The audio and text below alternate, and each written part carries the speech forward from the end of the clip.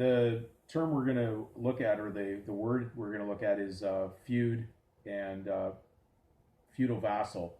A lot of people don't realize that things that we see today, the terms we use when people hold property, is called fee simple. These terms come from feudalism.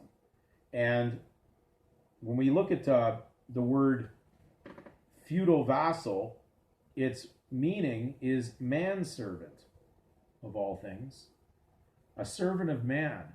Now, Paul, who many people find hard to understand,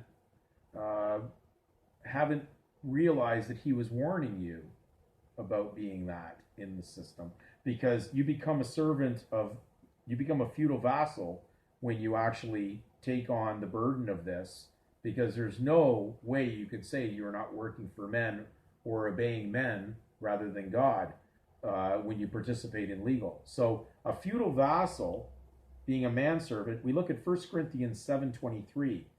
He says, "Ye were bought with a price, be not ye the servants of men." Now, when you look up, we talked about relief, you'd like to have relief, but you're actually relieving those that are responsible in the secular world for the debt, the ones who actually are part of those who deny Christ. So when you leave this system of legal, you won't be burdened anymore as a feudal vassal or a servant of men.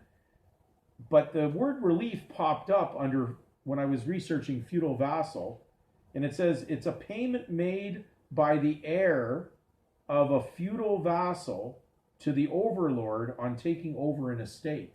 So all this represents is a feudal vassal estate who owes homage to a feudal lord. And so all you've done in perpetuity from others who have had these in ancestry, you've just taken it over, so it just accumulates the debt. And that's why the debt just keeps rising and rising and rising, because they made sure you have no way to pay the debt, because you're not authorized. You were always a stranger to their contracts. But those with Christ had spirituality to know, and then therefore they would not be acting as a manservant or part of that feudal system. So amazingly that the word feud means enmity. And then we go back to the book of Genesis, where God said when man sinned, he would put enmity between the seed of the woman and the seed of the serpent.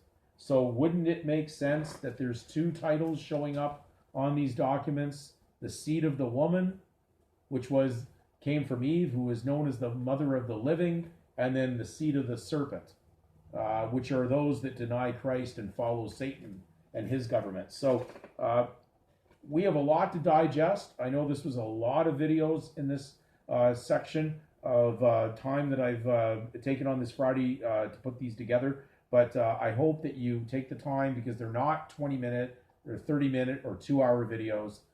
They've been kept within at least a reasonable time frame so that you can watch them slowly, and I hope that you're watching them thoroughly from beginning to end.